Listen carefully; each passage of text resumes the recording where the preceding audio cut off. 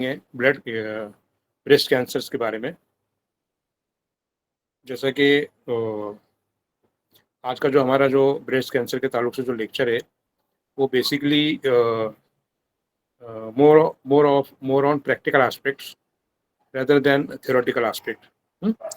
अभी जैसे अगर ब्रेस्ट कैंसर की अगर हम लोग बात करेंगे थ्योरेटिकल पॉइंट ऑफ व्यू से, तो उसके कॉजेज, उसकी टाइप्स, उसका ट्रीटमेंट, मॉडर्न ट्रीटमेंट, उसके कॉम्प्लिकेशंस और उसका अपना जो पैथोफिजियोलॉजी है वो पूरा डिस्कशन करना हमारा कोई मकसद नहीं है। आप गूगल, सोशल मीडिया पे या आप किताबें पढ़कर आप उसको समझ सकते हैं, और वो हमारा आज का टॉपिक भी नहीं है। हम सिर्फ हमारे इस लेक्चर में ये चीज़ एक्सप्लोर करने की कोशिश करेंगे कि ख़ास तौर से ब्रेस्ट कैंसर्स में हम लोग जो है किस तरीके से यूनानी मेडिसिन से उसको समझ सकते हैं, और यूनानी मेडिसिन में उसके इलाज को किस तरीके से हम लोग एक्सपेक्ट कर सकते हैं कि बेहतर यूनानी मेडिसिन ब्रेस्ट कैंसर के पेशेंट को एक बेहतर लाइफ दे सके। ठीक है, और यूनानी कॉन्सेप्ट क्या है ब्रेस्ट कैंसर का, वो तमाम बातें आज हम लोग डिस्कस करेंगे फ्रेंड्स। बेसिकली दोस्तों, अ, पूरी दुनिया में फीमेल के जो कैंसर्स है उसमें सबसे कॉमन जो है वो ब्रेस्ट कैंसर है। ठीक है, अब वो उसके बाद फिर यूट्राइन कैंसर, ओवेरियन कैंसर्स और इस तरीके के जो दूसरे कैंसर्स है उसका नंबर आता है। लेकिन मेजॉरिटीली आप जो है सबसे ज़्यादा, अगर हम लोग गायनेकोलॉजिकल कैंसर्स की बात करेंगे तो आप लोगों को ब्रेस्ट कैंसर का जो है सबसे ज़्यादा फीमेल्स में रेशो बन चुका है। अब वो मिसाल के तौर से यूनानी के पॉइंट ऑफ व्यू से भी अगर हम लोग देखेंगे तो यूनानी के पॉइंट ऑफ व्यू से हम लोग ब्रेस्ट कैंसर को 4 अलग-अलग मिज़ाज में हम लोग उसको कैटेगराइज़ कर सकते हैं। यानी अगर मॉडर्न मेडिसिन में अगर ब्रेस्ट कैंसर को हम लोग अगर देखेंगे तो मॉडर्न वालों के पास जो है मिज़ाज का कोई कॉन्सेप्ट नहीं है। ठीक है? उनके पास जो है मिज़ाज और अखलाक और इस तरीके का कोई लेना-देना नहीं है। They are having simple thing. एक बार डायग्नोस हुआ, उनके पास एक ही तरीके का इलाज है, वो है कीमोथेरेपी, रेडिएशन और सर्जरी। अगर कीमोथेरेपी, रेडिएशन, सर्जरी में अगर पेशेंट मैनेज नहीं हो सका, तो फिर वो पेशेंट जो है फिर वो उसको जो है लोग लाइलाज बोलकर उन पेशेंट को जो है वो घर पे भेज देते हैं।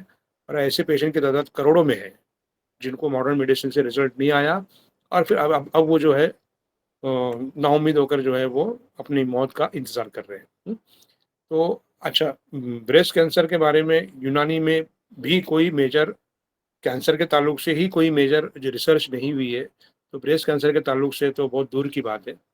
ठीक है?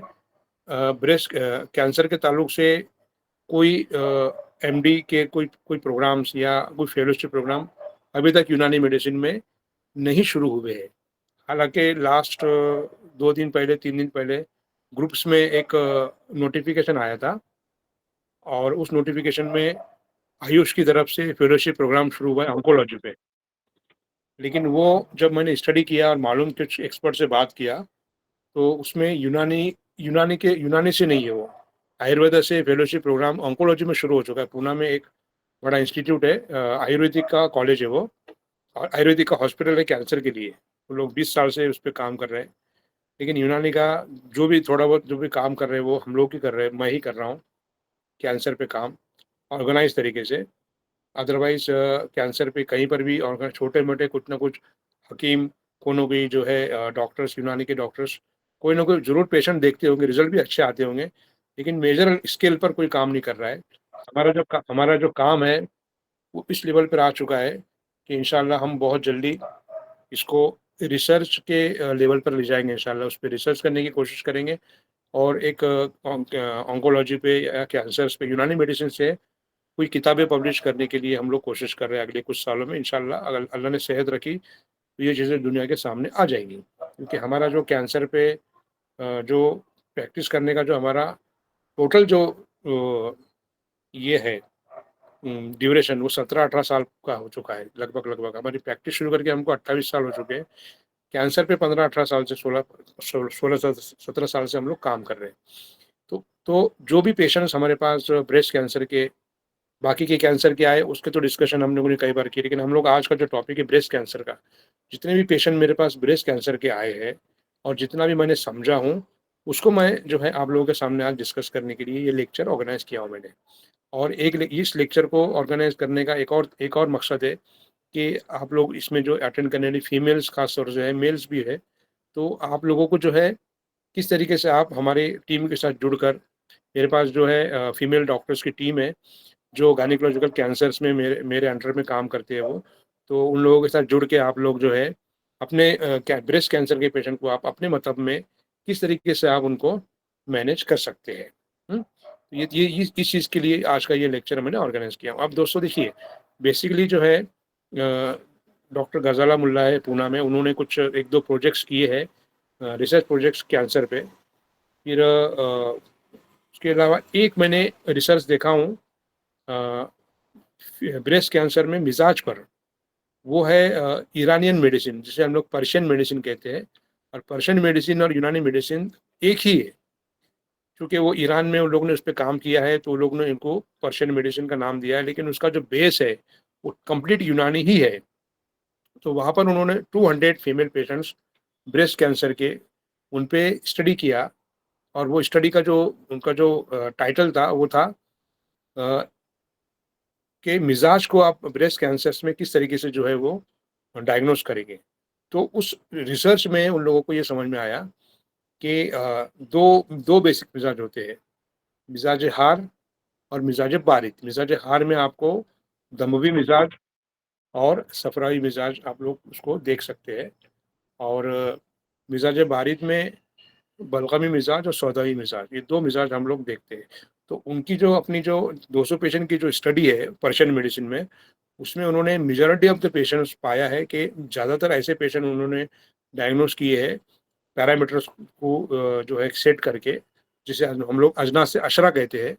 उसके बेसिस पे उन्होंने मिज़ाज को डायग्नोज़ किया और उन्होंने ये पाया कि majority of the breast cancer के केसेस जो होते हैं वो हार्ड मिज़ाज के होते हैं, ठीक है? यानी हॉट वार्म टेम्परामेंट के होते हैं।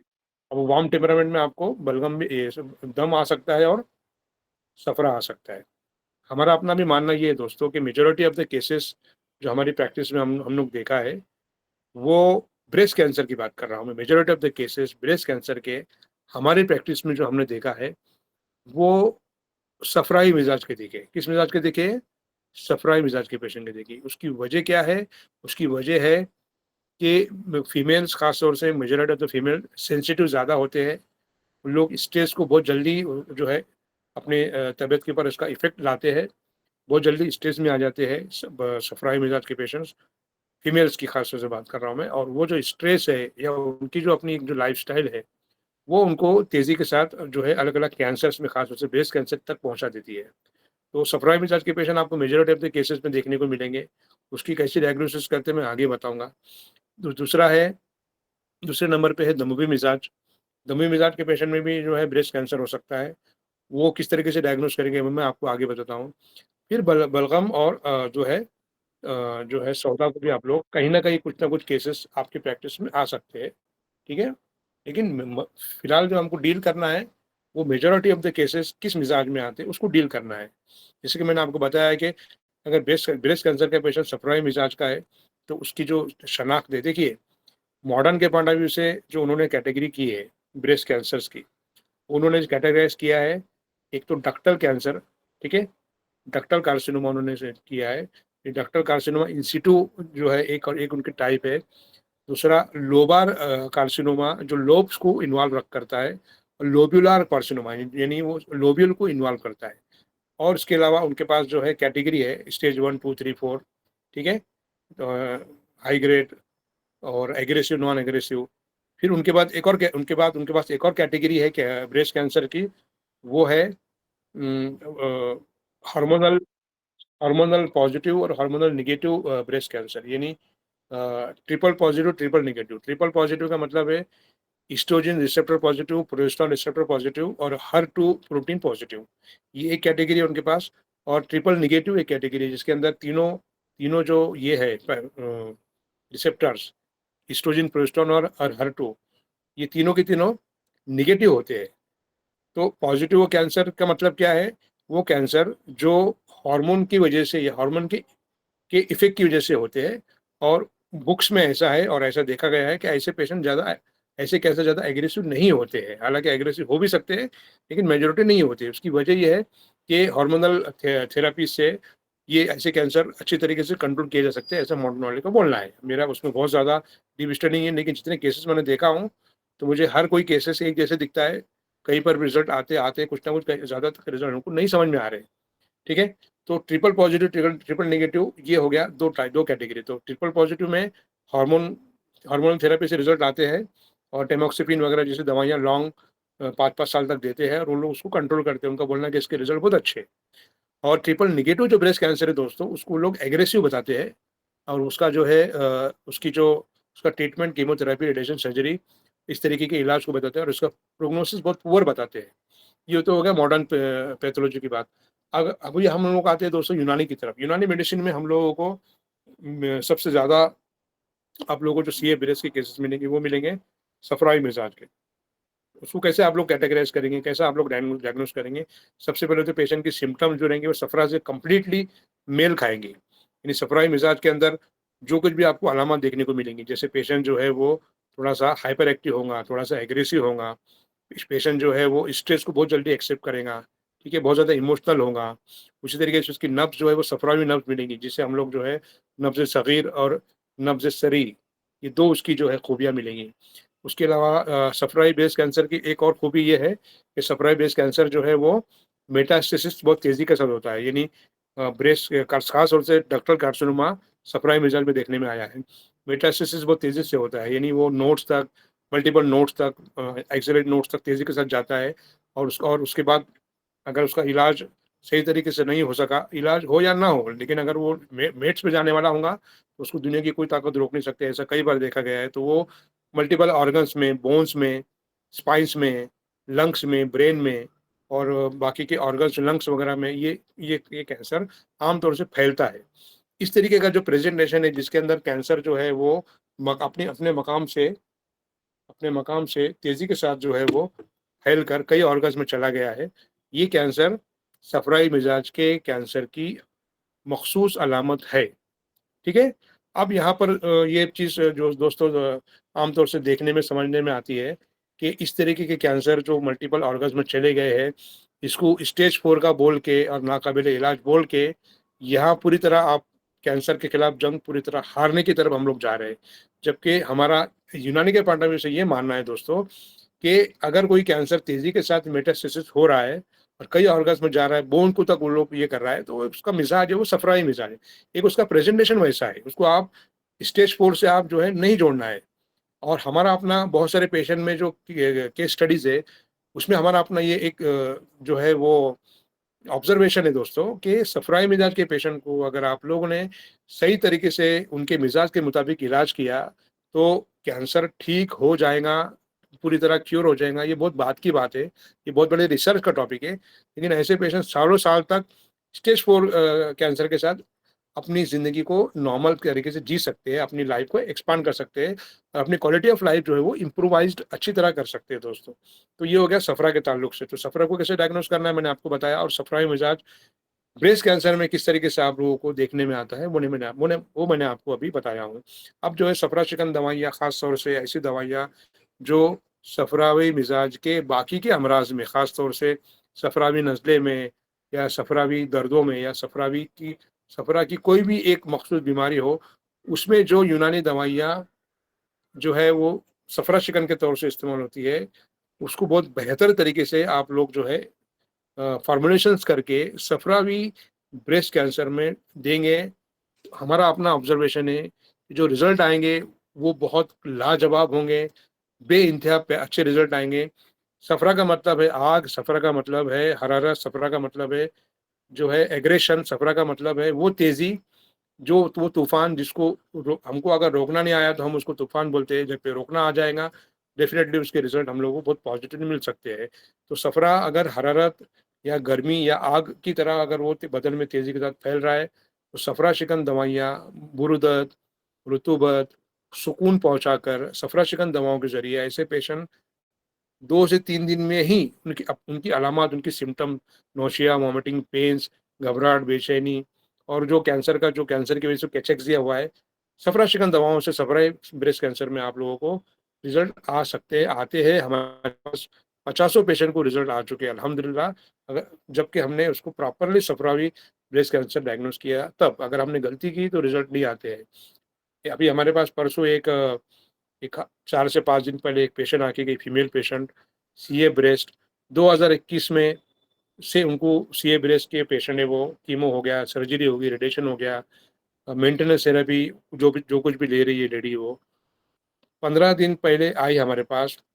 चेहरा बिल्कुल ऐसा डल, ऐसा लगता था कि ये पेशेंट जो है वो सालों साल से बीमार है, कैंसर की पेशेंट है, ब्रेस्ट कैंसर की पेशेंट है। वो तो डायग्नोसिस मालूम करके हुआ, लेकिन चेहरे से लगता था कि ये काफ़ी बीमार है। बात में कोई तेज़ी नहीं। उसके अलावा चेहरे की एज रहेंगी 51-52, लेकिन ऐसा चेहरा, झुर्रियाँ वगैरह, बेइंतहा कमज़ोरी, चलना-फिरना मुश्किल, घर का काम नहीं कर सकती। बाकायदा ऐसा लगता था कि she is ill since long period. 15 दिन की दवाइयाँ दी हमने, डाइटोथेरेपी दिया, यूनानी दवाइयाँ, हमारे नुस्खे दिए। अल्हम्दुलिल्लाह 15 दिन के बाद उन्होंने इंटरव्यू दिया मेरे को। आप मेरे यूट्यूब चैनल पे देख सकते हैं। उन्होंने अपने अपने आप को ज़ाहिर नहीं किया, लेकिन उनकी आवाज़ आप सुन सकते हैं। मैं उस वीडियो में हूँ। उनका चेहरा बदल गया, चेहरे एकदम फ्रेश हो गया, उनकी वीकनेस खत्म हो गई, वो पूरे घर का काम करना उन्होंने शुरू कर दिया।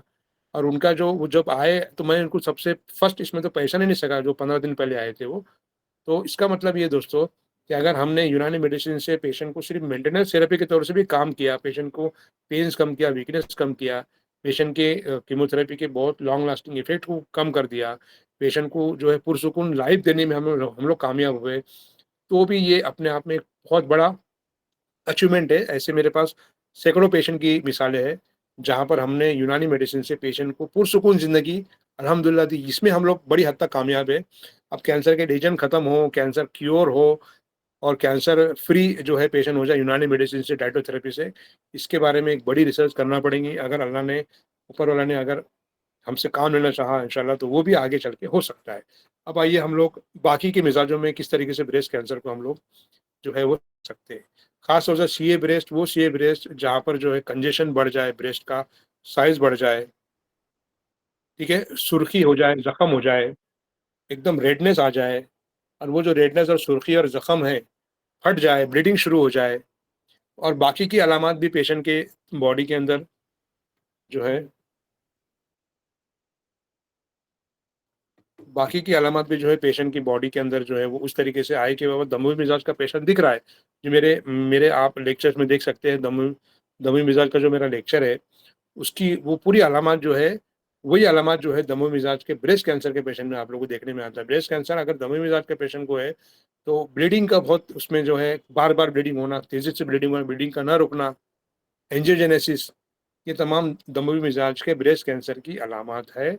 वहाँ पर फ़स्द करना और दमवी मिजाज के पॉइंट ऑफ व्यू से नुस्खे बनाकर देना, ये उस पर्टिकुलर कैंसर का इलाज है।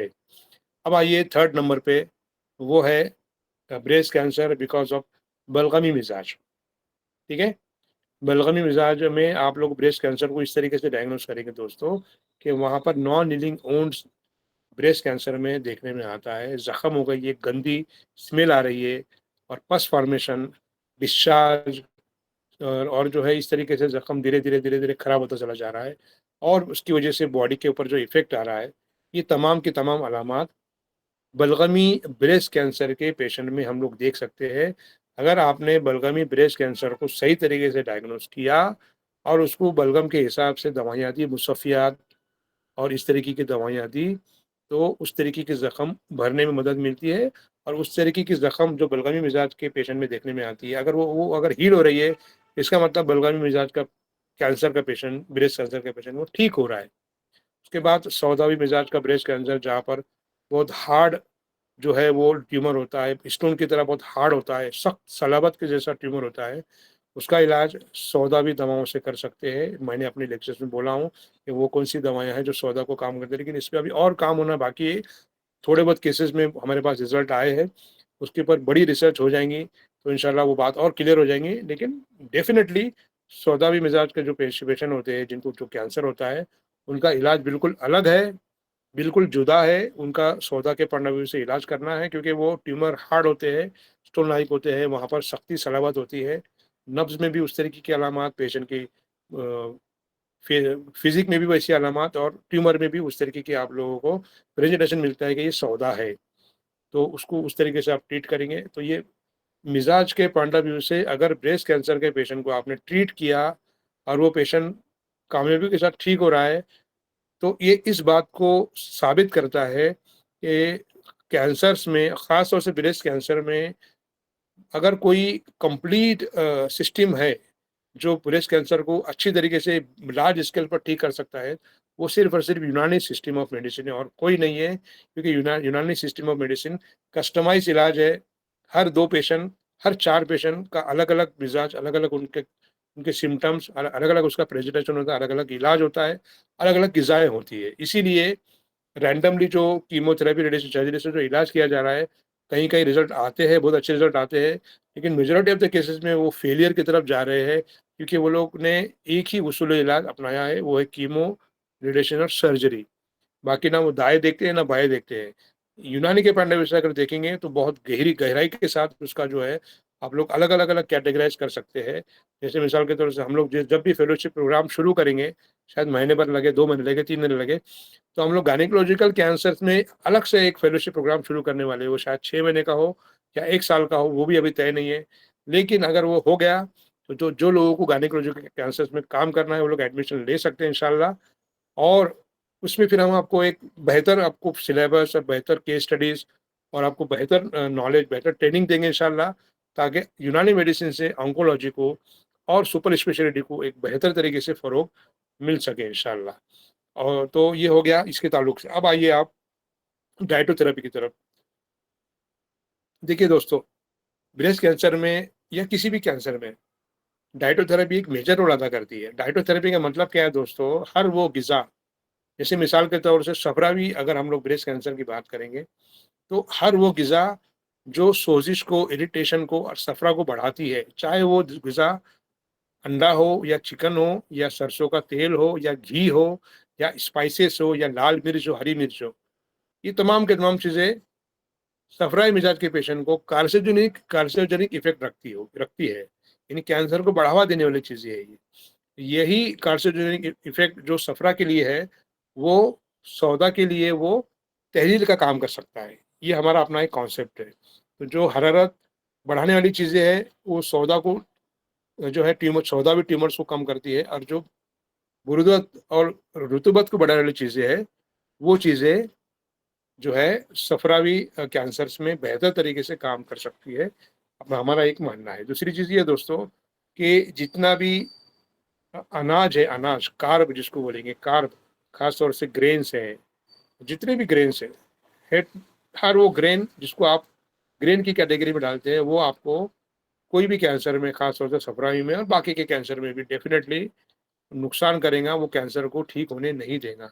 राइस का भी सेम है, प्योर कार्ब, स्पाइक, शुगर का स्पाइक बढ़ता है, इन्फ्लेमेशन बढ़ता है, उसको आप उस तरीके से रोक सकते हैं। शुगर, जितनी भी शुगर, ख़ास तौर से मीठे फ्रूट्स या व्हाइट शुगर या शुगरी ड्रिंक्स है या जूसेस है, बहुत सारे अलग-अलग जो है सोशल मीडिया पे लोग आके बड़ी-बड़ी बातें करते हैं, फ्रूट खाइए, फ्रूट खाइए। Fruits is nothing but pure fructose, उसके अंदर शुगर भरी पड़ी है। तो एक मॉडरेट क्वांटिटी में आप ज़रूर लीजिए, लेकिन पेट भर के अगर आप फ्रूट्स खाएँगे तो डेफ़िनेटली शुगर का स्पाइक होगा, इन्फ्लेमेशन को बढ़ेगा, इन्फ्लेमेशन बढ़ेगा तो कैंसर बढ़ेगा। तो हर चीज़ को मॉडरेट लेवल पर लेकर काम करना है। तो इंशाल्लाह डेफ़िनेटली आप कैंसर में एक बड़े पैमाने पर उसको आगे ले जा सकते हैं। तो ये हो गया हमारा एक लगभग 20-25 मिनट का ब्रेस्ट कैंसर के ऊपर डिस्कशन। मैं समझता हूँ ये आपको एक इस लेक्चर ने कुछ नए आपके माइंड के अंदर पॉइंट्स पहुँच आपको सोचने पर जो है वो सोचने की तरफ जो है आपको एक सिमत दी है, ताकि आपको जो है ब्रेस्ट कैंसर में काम करने में आसानी हो। साइमल्टेनियसली आप जितने भी लोग अटेंड कर रहे हैं, ज़्यादा लोगों को कैंसर्स के इलाज में इंटरेस्ट नहीं है, इसलिए बहुत कम लोग इस लेक्चर में हैं, मुझको कोई फ़र्क नहीं पड़ता है। 10 लोग अटेंड करें, 50 लोग अटेंड करें, मुझे कोई प्रॉब्लम नहीं, इंशाल्लाह मैं मेरा लेक्चर ज़रूर देता रहूँगा। लेकिन ब्रेस्ट कैंसर में या कोई भी कैंसर में आप जुड़कर काम करना चाहते हैं, मेरे नंबर पे आप कॉन्टैक्ट करो। इंशाल्लाह साथ में काम करेंगे। पेशेंट आपके पास रहेगा, वो पेशेंट जो है आप लोग खुद को डील करना है, वीडियो कॉल पे मुझको दिखाना है, रिपोर्ट शेयर करना है, दवाइयाँ आपको पहुँच जाएँगी, आप कंसल्टिंग चार्जेस आप चार्ज कर सकते हैं पेशेंट को, आपको दवाइयाँ भी आपको अवेलेबल हो जाएँगी।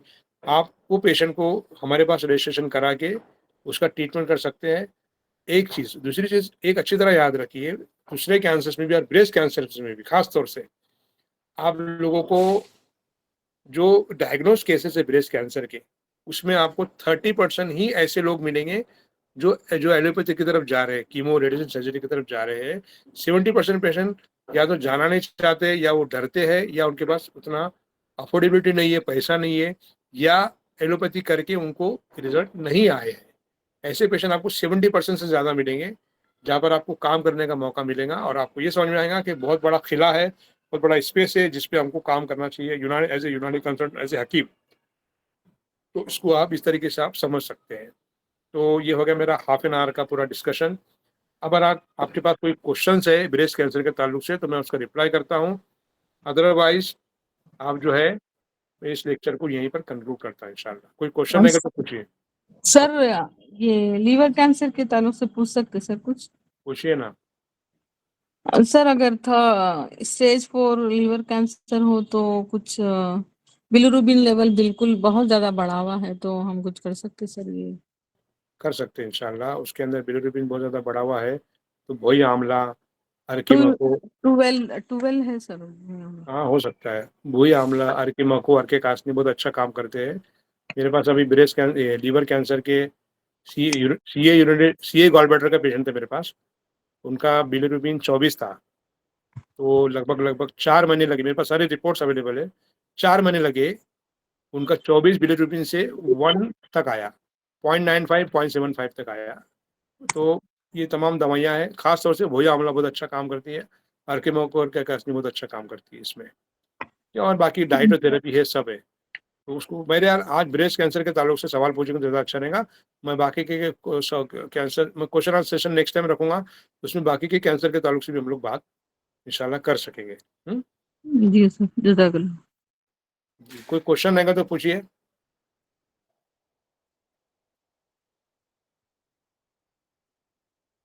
Any question?